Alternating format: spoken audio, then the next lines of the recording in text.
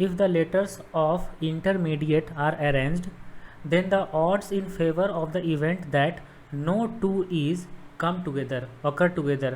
ठीक है, मतलब इंटरमीडिएट जो वर्ड है उसको लेटर को अरेंज करना है और इस तरीके से अरेंज करना है कि कोई भी दो ई साथ में नहीं होना चाहिए, है ना, कोई भी दो गो ई नॉट ऑकर टुगेदर, ये होना चाहिए।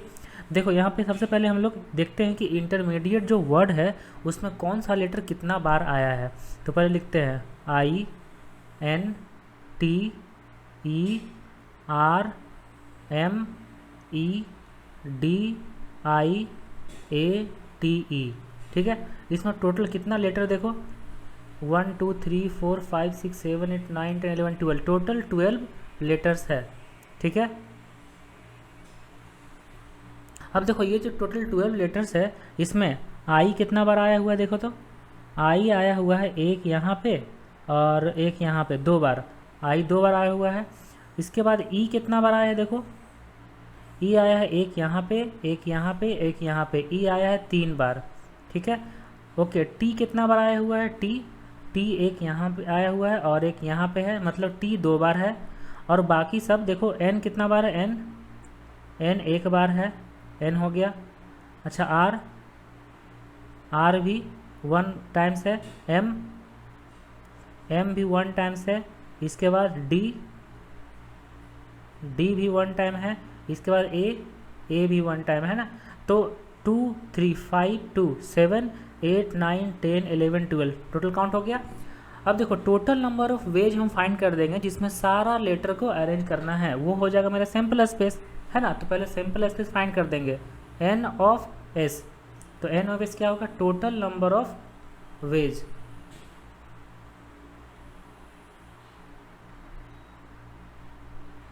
तो टोटल नंबर ऑफ वेज जिसमें कोई भी कंडीशन नहीं होगा, टोटल 12 लेटर्स है तो 12 लेटर्स है तो टोटल नंबर ऑफ वेज होगा 12 फैक्टोरियल बाई, अब जितना लेटर सेम है उतना फैक्टोरियल से डिवाइड देते जाएंगे। जैसे 2 आई है ना तो 2 फैक्टोरियल, 3 ई है तो 3 फैक्टोरियल, फिर 2 टी है तो 2 फैक्टोरियल।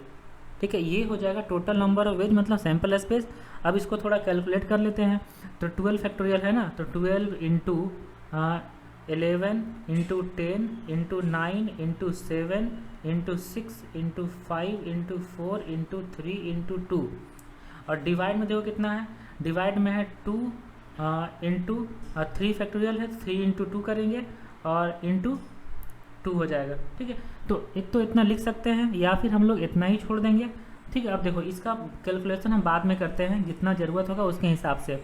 अब देखो हम लोग को एन ऑफ ए फाइंड करना है। ठीक है, फेवरेबल जो भी आउटकम्स आएगा, फेवरेबल जो भी मेरा इवेंट में होगा। जैसे यहाँ पे फेवरेबल इवेंट क्या है कि no two is come together, कोई भी 2 गो ई साथ में नहीं होना चाहिए।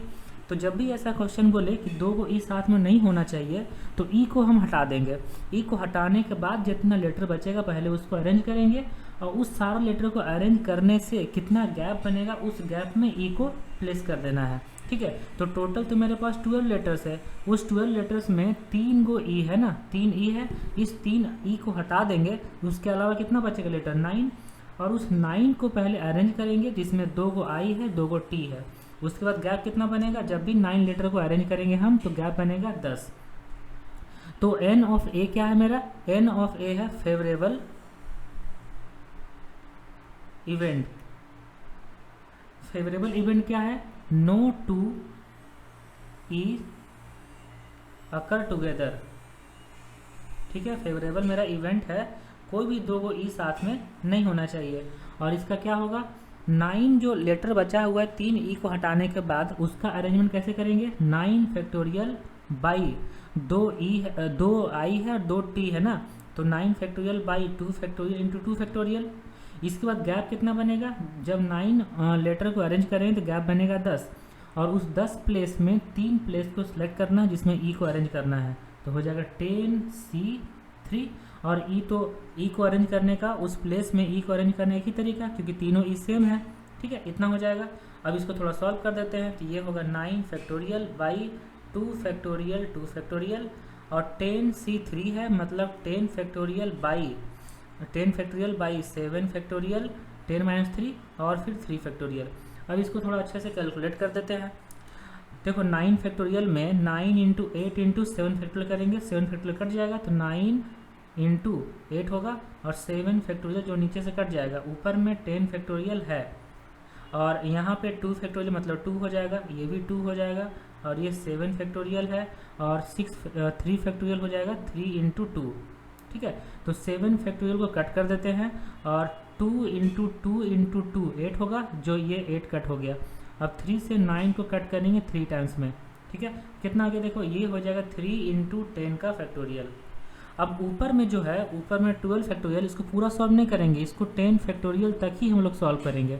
ठीक है, इसको जो है, इसको हम लोग 10 फैक्टोरियल तक ही सॉल्व करेंगे, मतलब जो टोटल 12 था उस टोटल 12 फैक्टोरियल को लिख देंगे 12 इंटू 11 इंटू 10 फैक्टोरियल। ठीक है, तो 10 फैक्टोरियल का एक टर्म दोनों में सेम आ जाएगा। अब इसको कट करते हैं, देखो 3 इंटू 2 6, 6 इंटू 2 12, ये 12 कट हो गया, तो कितना आ गया देखो, ये हो गया 11/2 इंटू 10 फैक्टोरियल, ये हो गया सैम्पल स्पेस, और ये हो गया n ऑफ a मतलब favourable event.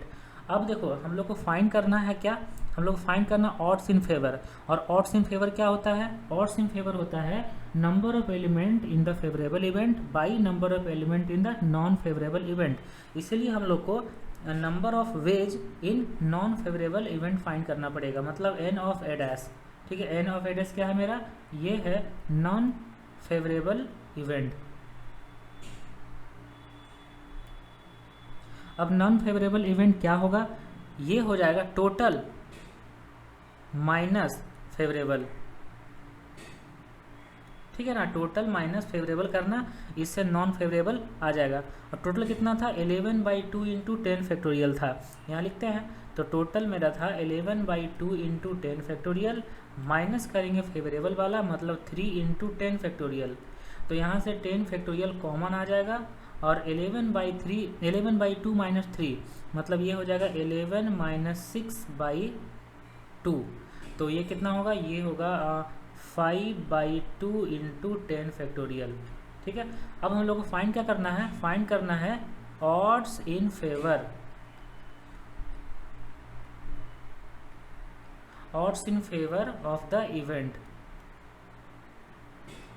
Odds in favour of the event का मतलब हो गया number of element in the favourable event by number of element in non favourable, ये होता है। तो n ऑफ a, देखो n ऑफ a कितना है, n ऑफ a है 3 इंटू 10 फैक्टोरियल, यहाँ लिखते हैं 3 इंटू 10 फैक्टोरियल बाई, और n ऑफ a डैश कितना होगा, n ऑफ a डैश हो जाएगा 5/2 इंटू 10 फैक्टोरियल। ठीक है, तो 10 फैक्टोरियल कैंसिल हो जाएगा, तो 2 ऊपर चला जाएगा, तो 6/5 हो जाएगा। तो ऑड्स इन फेवर हो गया 6/5, जो कौन सा ऑप्शन को मैच कर रहा है, ए ऑप्शन को मैच कर रहा है। ओके।